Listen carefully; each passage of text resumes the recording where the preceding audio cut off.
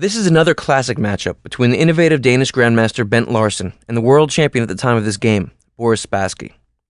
The year before this matchup, Spassky had beaten the great positional genius Tigran Petrosian to become world champion. Spassky retained the title for 3 years until he lost a famous match in 1972 against Bobby Fischer. Unfortunately, many people outside of the chess world only know Spassky for losing to Fischer, but Boris is an amazing character in his own right, very charismatic, debonair, and over the board his universal style gave him unusual flexibility to craft elaborate strategies against the psychologies of his opponents. Larsen begins this game with the unusual move b3, an opening that's been named after him, and it seems to violate basic principles right off the bat. Let's take a look. When your opponent makes a move like b3, an unprincipled decision in the opening, okay, he hasn't taken the center, so you with the black pieces can take the center. Spassky played e5. Bishop b2, attacking the pawn, knight c6. This is one of the reasons why there's no real reason to study the opening extensively, especially in the beginning of your chess play. Your opponent can always make a move which avoids your opening preparation, like b3. But if you know the chess principles, you can work your way through the situation. b3, e5, bishop b2, knight c6. Here Larsen played c4. Now we've transposed into the English. Knight f6, knight f3. Spassky played e4, kicking that knight to d4, and then he played bishop c5, knight c6, dc6. This is a typical type of opening by Spassky. He's taken advantage of Larsen's strange play with b3. He's got a strong central pawn on e4, and he's played d takes c6, allowing his pawns to be doubled, but also, usually in chess you want to take towards the center with b takes c6, but d takes c6 is a specific type of decision. He's opened up the mobility of his queenside bishop. This bishop on c8 is going to be very strong, jumping out to squares like f5 or g4, and later if he plays a move like queen d7 and puts a rook on d8, that d2 pawn is going to come under attack. After d takes c6, Larsen played e3. Spassky played bishop f5. Now, d2 is a target. He doesn't want to allow d4, so bishop f5 loads up on that square. Remember, if white plays d4, black has the option of e takes d3 en passant. Now the bishop on f5 guards that square, so he's locking down a potential weakness on d2. Here, Larsen played queen c2, queen e7, bishop e2, castles. And here Larsen made the move f4. This is the moment that Spassky's alarm bell started to quiver. White's king is stuck in the center, and he's opened up a draft. Larsen figured he could use the pin to the e4 pawn to expand his pawn structure. But now Spassky is on the prowl. What would you play here? Spassky began with the move knight g4. One way to handle a king stuck in the center is to stop castling while building a central attack. If black had made a normal move, like rook e8, white could have castled, completed his development, and everything would be fine.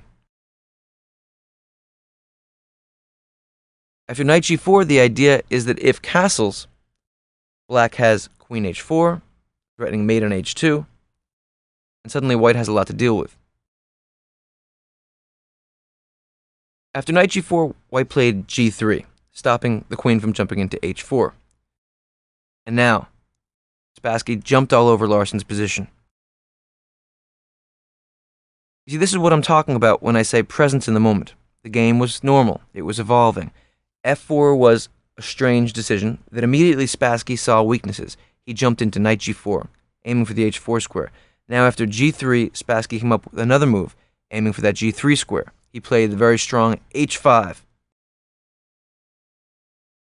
And now, his idea is to play h4 and undermine the kingside position more, but Larsen seems to stop it with the move h3. This is the critical position of the game. Black to move. What should you do? Well, the normal move would be to go back, knight f6. But then white can just play knight c3, followed by castling queenside, and everything is perfectly fine. This is the kind of position where you have to have incredible presence. You have to notice every little wrinkle in the way your opponent is playing. Here, Spassky's intuition was telling him that Larsson had made a mistake.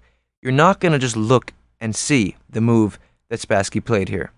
What you're going to do is have a sense that there's something in the position for black, then you're going to start to search. And as you search, you'll go deeper and deeper, explore the nuances, and ultimately find the right move. That's the way you find this kind of decision. So now, you know there's something here for black. You know there's something unusual, because I've told you. Your chess intuition might inform you in a chess game. Over time, when you play chess more and more, when you study the principles, you'll be alerted to this kind of moment by this tingling you feel inside. Right now, black to play. What should you do? Spassky played the very strong move, h4. A sacrifice, based on the fact that white's king is stuck in the middle of the board, and he's opening up the king side by force. You see the idea? Well, first of all, if g takes h4, obviously queen takes h4 check will win the game. Black has jumped in. There's nothing for white to do. If he goes to f1, queen f2 will be mate. And if he goes to d1, knight f2 check wins a rook. And it won't stop there.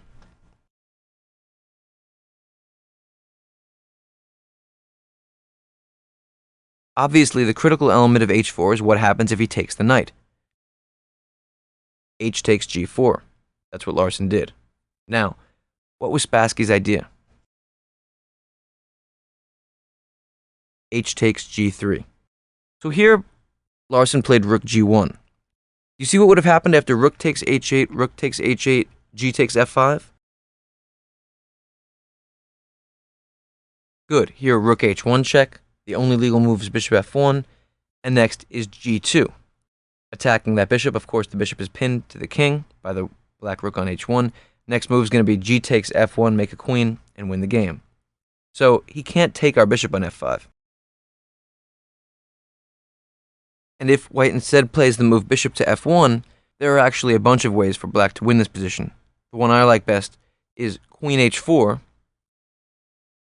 threatening g2 check, and after bishop g2, you can play the beautiful move queen h1 check. Sacrificing the queen after bishop takes h1, rook takes h1, king e2. You see the best move? Very good. Mate in 1 for black, bishop takes g4, checkmate. So Larsson couldn't take on h8. He needs that rook for the defense. And he realized that. He played the move rook g1. Now, you will not believe Spassky's next move. Every attacking idea here is unusual and incredibly powerful. Black to move. The key to this attack is that white's king is stuck in the middle of the board. If white gets 2 free moves, for example, knight c3 and castle queenside, everything changes. So here black has to keep on forcing the issue. Obviously, he had to see this move before he sacrificed the material. Black to move. Do you see it?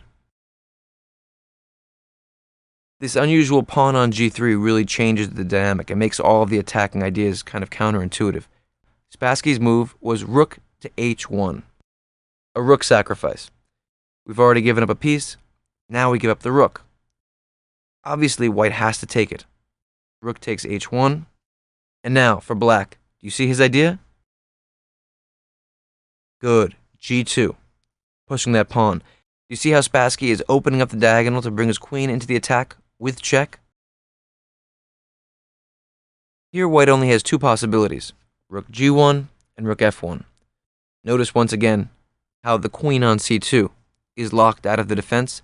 The king on e1 is stuck there. There's nothing he can do. And also notice how after rook g1, Spassky's move that's coming, I'm sure you see it now, queen h4 check, is based on the weakness which triggered his innovative move. It was f4 that white played that made Spassky find knight g4 and then this incredible piece sacrifice with h5, h4, h takes g3. It all started with the move f4 and the wonderful entry move queen h4 check takes direct advantage of f4. King d1 is the only move for white here, and now Spassky's idea, queen h1, attacking that rook. Obviously, if Larsson takes it, then g takes h1. The only move is bishop f1, and then queen takes f1 will be checkmate. So after queen h1, the only thing for white to do is to make some space for the king to run to, a move like queen c3. And then after queen takes g1 check, king c2, queen f2, knight a3 tries to stop another queen from coming into the board, opening up the rook's defense of the g1 square. But here, no problem. You can just take the bishop on e2. This pawn on g2 is deadly, and after g takes f5, think about a bunch of the themes we've been working on so far in this course. Removing the defender, blocking the opponent's defenses. Here, the white queen is needed to defend the d2 and d3 squares. The white rook on a1 is needed to defend the g1 square. So if we can force the white king to the back rank, then we can make a queen with check, and we'll have two queens. If we can force the white queen off of the defense of, for example, the d3 square, then we can play queen d3 check, forcing the white king back. Those are the elements alive in this position. With that said, black to move, what would you do?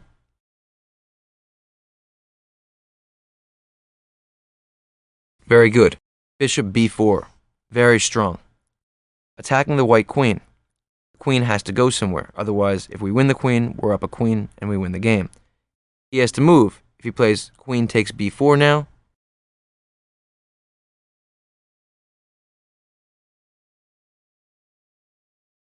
queen d3 check, forcing the white king back to the back rank. Then you make a queen, or a rook for that matter, and it's checkmate. This is a classic example of removing the defender. Notice, of course, if he goes to g7, you can still play queen d3 check, or you can play queen takes d2 check.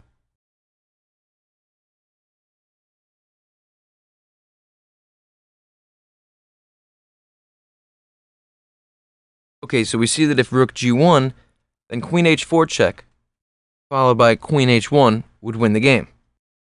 Seeing that, Larsson played the move rook to f1, keeping the rook on a square where it's defended. Of course, he's hoping that Spassky would take it, g takes f1, just winning a rook but giving up the queening possibility. Now, black to play. What do you do?